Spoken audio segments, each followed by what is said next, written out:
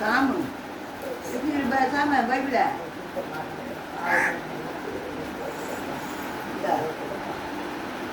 தானியேல் 6ஆம் அதிகாரம் 10வது வசனம் வாசிக்க கேட்போம்.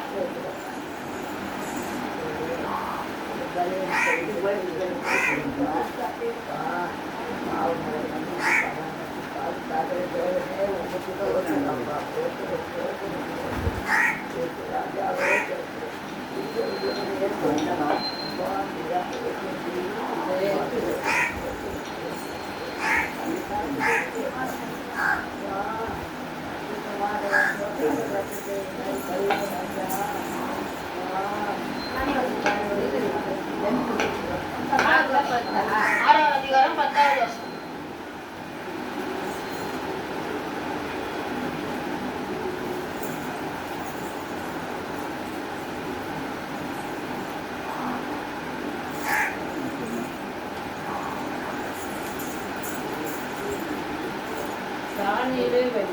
தானியேலோ வென்றால் அந்த பத்திரத்துக்கு கையெழுத்து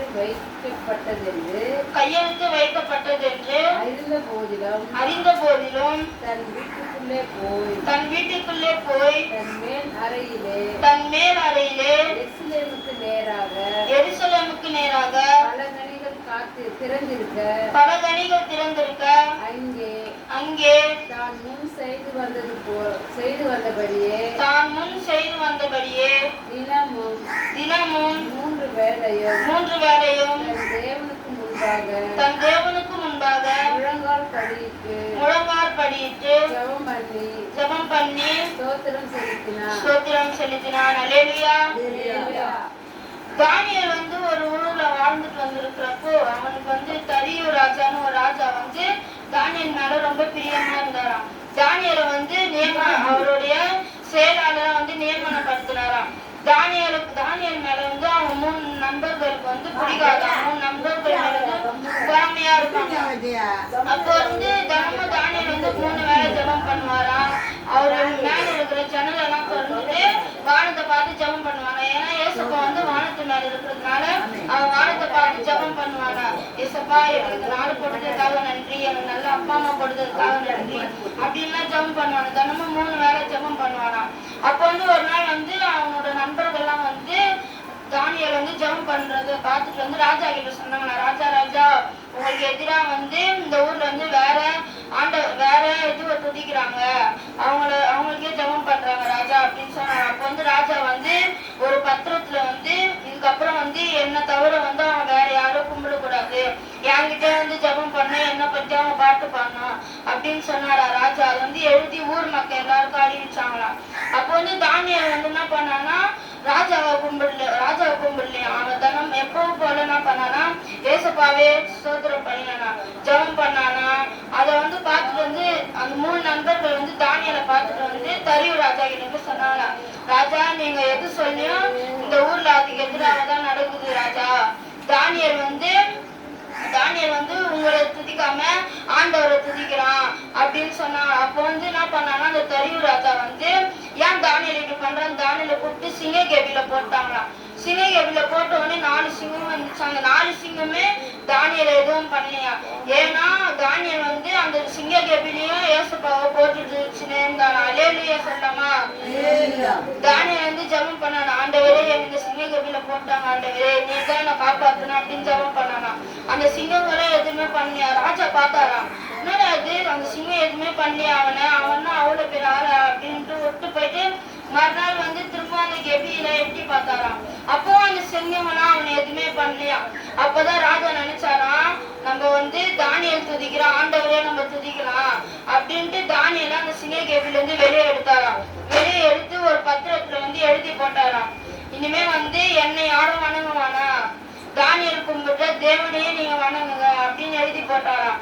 அதுக்கப்புறமா ராஜாவோட 2 அடியாளுங்க என்ன பண்ணாங்கன்னா ஊர்ல இருக்கிற எல்லாருக்கும் சொன்னாங்க, இந்த மாதிரி நீங்க ஆண்டவரோட தான் துதிக்கணும்.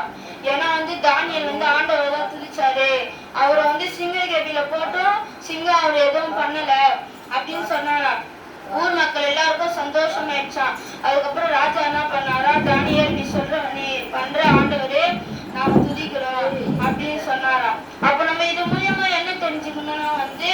நம்ம வந்து ஆண்டவரை வந்து 3 வேளை ஜெபம் பண்ணணும். காலையில, மத்தியானம், இரவு 3 வேளையே ஜெபம் பண்ணணும். ஒரு சில பேர்லாம் வந்து நைட்டு அப்படி மாதிரிதான் ஜெபம் பண்றீங்க. அந்த மாதிரிலாம் பண்ணக்கூடாது. நம்ம காலையில, மத்தியானம், இரவுன்னு ஜெபம் பண்றோம். அதுக்கப்புறமா வந்து சங்கீதம் 139 என்ன சொல்றாங்கன்னா, ஆண்டவரே உம்முடைய பிரசன்னத்தை விட்டு நான் எங்கே போவேன்?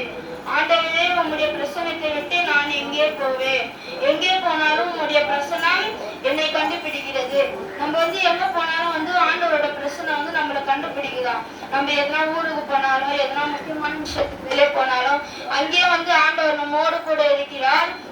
நம்ம வந்து உம்முடைய பிரசன்னத்திற்கு மறைவாக நான் பாதாளத்தில் போனாலும், பாதாளத்துக்கு ஏறினாலும், பூமிக்கு போனாலும் அங்கேயும் உம்முடைய பிரசன்னம் என்னை தொடர்கிறது அப்படின்னு சொல்றாங்க, கண்டுபிடிக்கிறது. யோனா வந்து நினைச்சா நம்ம வந்து தர்ஷிஷுக்கு போனா வந்து கடவுள் நம்மோடு பேச மாட்டாரு, அதனால நம்ம வந்து நினைவேக்கு போலாம் அப்படின்னு நினைச்சான். அந்த வந்து படகுக்கு வந்து கூலி கொடுத்து போனான். ஆனா என்ன பண்ணாரு ஆண்டவரே, அவனை வந்து மீன் வயிற்றுல போட்டு அவருக்கு தெரிவிச்சார், நீ வந்து தர்ஷிஷுக்கு தான் போகணும், அப்படின்னு பட்டணத்துக்கு தான் போகணும் அப்படின்னு சொன்னாரு. அப்ப வந்து நம்ம வந்து தேவ பிரசன்னத்தை வந்து எப்பவுமே நினைக்கணுமா. தேவனோட பிரசன்னத்தை நம்ம நினைச்சா வந்து எந்த கஷ்டமும் எந்த வீண் செலவும் வராது. நம்மளோட தேவ பிரசன்னத்தை நினைச்சா நல்ல செலவு வரும், நல்ல பிரசன்னம் வரும். அதனால நம்ம வந்து எப்பவுமே தேவனை ஆராதிச்சுக்கிட்டே இருக்கணும். கர்த்தர் நாமத்துக்கு ஸ்தோத்திரம். ஆமென்.